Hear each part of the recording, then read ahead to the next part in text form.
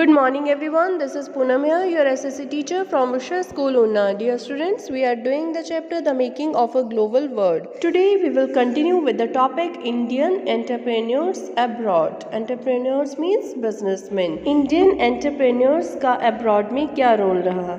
So let's start. Growing food and other crops for the world market required capital. Large plantations could borrow it from banks and markets. But what about the humble peasants? World market के लिए food और बाकी crops को grow करने के लिए capital की requirement थी. Capital means money. तो जो बहुत बड़ी प्लांटेशन वाले लोग थे, बहुत बड़ी प्लांटेशन थी जिनकी, वो लोग तो बैंक से या मार्केट से बोरो कर लेते थे. बट जो छोटे पीजेंट से वो लोग क्या करते?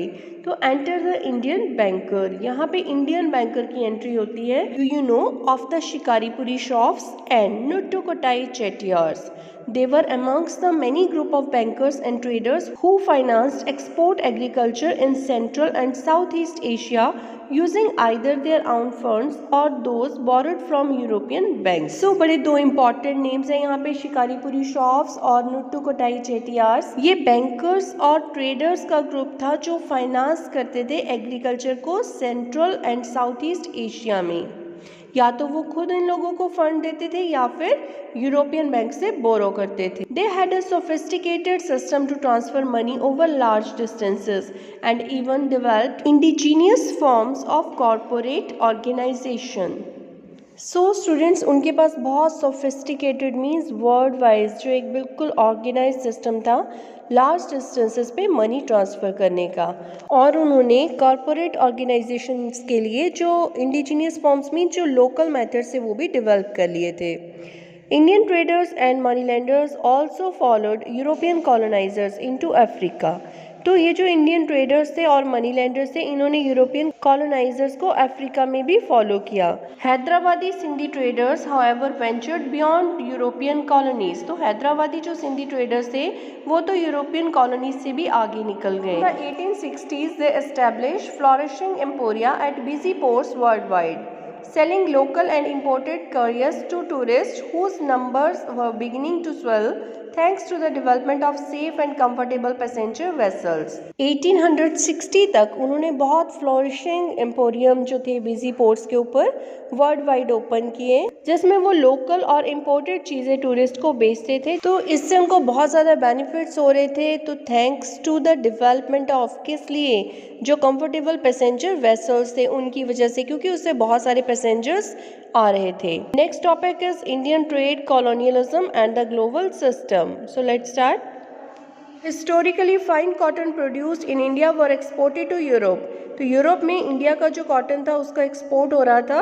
With industrialization British cotton manufacture began to expand. Industrialist pressurize the government to restrict cotton imports and protect local industries. अब ब्रिटेन में जैसे जैसे इंडस्ट्रियलाइजेशन बढ़ने लगी तो वहाँ पे कॉटन की जो मैन्युफैक्चरिंग थी वो भी एक्सपेंड होने लगी. तो जो इंडस्ट्रियलिस्ट हैं उन्होंने गवर्नमेंट को प्रेशराइज किया कि वो कॉटन के इंपोर्ट पे रिस्ट्रिक्शंस लगा दें और लोकल इंडस्ट्रीज को प्रोटेक्ट करें. Tariffs were imposed on cloth imports into Britain. Consequently, the inflow of fine Indian cotton began to decline. Tariff means जो टैक्सेस लगा दिए गए, चार्जेस लगा दिए गए ब्रिटेन में कॉटन के इंपोर्ट के ऊपर. इस तरह इंडियन कॉटन जो वहाँ पे जा रहा था वो डिक्लाइन होने लगा. From the early 19th century, British manufacturers also began to seek overseas markets for their clothes. 19th century के स्टार्टिंग में ब्रिटिश मैन्युफैक्चरर भी अपने क्लोथ के लिए ओवरसीज मार्केट्स ढूंढ रहे थे. Excluded from the British market by tariff barriers, Indian textiles now faced stiff competition in other international markets. अब ब्रिटिश मार्केट से जहाँ पे बहुत सारे जो टैक्सेस लगा दिए गए थे, चार्जेस लगा दिए गए थे इंडियन जो क्लोथ था उसके ऊपर, तो इंडियन जो टेक्सटाइल था उसको इंटरनेशनल मार्केट में भी बहुत ज़्यादा कंपटीशन फेस करना पड़ा. If we look at the figures of exports from India, we see a steady decline of the share of cotton textiles. तो मीन्स हम लोग देख सकते हैं कि कितना ज़्यादा है इसमें कॉटन टेक्सटाइल में जो डिक्लाइन हुआ, from some 30% around 1800 to 15% by 1815. तो 1800 में तो 30% था और 1815 में ये 15% रह गया. By the 1870s this proportion had dropped to below 3%. और 1870s तक आते आते तो ये 3% ही हो गया ये proportion. What then did India export? The figures again tell a dramatic story. While exports of manufacturers declined rapidly, exports of raw material increased equally fast. अब जब क्लोथ के ऊपर टैरिफ्स लगा दिए गए, बैरियर्स लगा दिए गए, तो फिर इंडिया ने क्या एक्सपोर्ट किया? फिर से एक ड्रामेटिक स्टोरी है यहाँ पे. तो जब ये एक साइड जो मैन्युफैक्चरिंग थे उसमें डिक्लाइन हुआ, दूसरी तरफ जो रॉ मटेरियल था उतनी ही तेजी से उसमें इंक्रीज होने लगा उसका जो एक्सपोर्ट था. Between 1812 and 1871 the share of raw cotton exports rose from 5% to 35%. तो अब देखिए जो 1812 से लेके 71 तक रॉ कॉटन का जो एक्सपोर्ट था वो रोज हुआ, ऊपर उठा, उसका जो एक्सपोर्ट था 5% से लेके 35% तक. Indigo used for dyeing cloth was another important export for many decades. तो इंडिगो का भी, नील का भी बहुत सालों तक वहाँ पे एक्सपोर्ट होता रहा. And as you have read last year, opium shipments to China grew rapidly from the 1820s to become for a while India's single largest export. Means 1820s की अगर हम लोग बात करें तो इंडिया से बहुत ज़्यादा ओपियम एक्सपोर्ट हो रहा था चाइना को. Britain grew opium in India and exported it to China, and with the money earned through this sale, it financed its tea and other imports from China.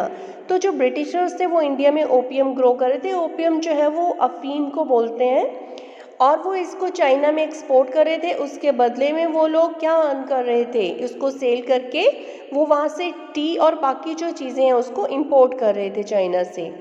Over the 19th century, British manufacturers flooded the Indian market. Food, grain and raw material exports from India to Britain and the rest of the world increased. 19th century में जो British manufacturer है Indian market में, उनका flood सा आ गया. Means बहुत ज़्यादा quantity में वो आने लगे. ब्रिटेन और बाकी वर्ल्ड की जो कंट्रीज थी वहाँ पे फूड, ग्रेन और रॉ मटेरियल था वो इंडिया से एक्सपोर्ट होने लगा. But the value of British exports to India was much higher than the value of British imports from India. But देखिए जो ब्रिटिशर्स जो एक्सपोर्ट करते थे इंडिया को, उसकी वैल्यू बहुत ज़्यादा होती थी जो ब्रिटिशर्स इंपोर्ट करते थे इंडिया से जिन चीज़ों को. दस Britain had a trade surplus with India. Trade surplus means a situation in which a country sells more to other countries than it buys from other countries. तो ब्रिटेन जो था उनका ट्रेड सरप्लस था इंडिया के साथ. Britain used this surplus to balance its trade deficits with other countries. तो Britain इस सरप्लस को बाकी कंट्रीज में जहाँ उसको लॉस हो रहा था उसके साथ बैलेंस कर लेता था. This is how a multilateral settlement system works. Multilateral settlement means कि अगर एक कंट्री का दूसरी कंट्री के साथ होने वाले बिजनेस में लॉस हो रहा है तो वो तीसरी कंट्री के साथ इसको बैलेंस कर लेगा. It allows one country deficit with another country to be settled by its surplus with a third country. By helping Britain balance its deficits, India played a crucial role in the late 19th century world economy. तो Britain ने जब ये जो अपने deficits से, जो अपने loss थे इंडिया से फुलफिल किए, तो इस तरह से इंडिया ने late 19th century world economy में एक बहुत इंपॉर्टेंट रोल प्ले किया. Britain's trade surplus in India also helped pay the so-called home charges that included private remittances home by British officials and traders, interest payment on India's external debt and pensions of British official in India. तो ये जो Britain को trade surplus extra money जो मिलती थी उससे वो लोग क्या करते थे, होम चार्जेस पे करते थे, जिसमें बहुत सारी और भी चीज़ें खर्चे इंक्लूड होते थे, जैसे कि ब्रिटिश ऑफिसर्स और ट्रेडर्स के द्वारा वो जो अपनी कंट्री में अपने घरों को जो प्राइवेट मनी भेजते थे, अपनी जो उनकी प्रॉपर्टी थी, और उसके साथ साथ जो इंडिया के जो एक्सटर्नल डेट थे, इंडिया में जो ब्रिटिश ऑफिसर्स को पेंशन वगैरह दी जाती थी. तो next topic will be the inter war economy that we will discuss in our next video. So thank you and have a nice day.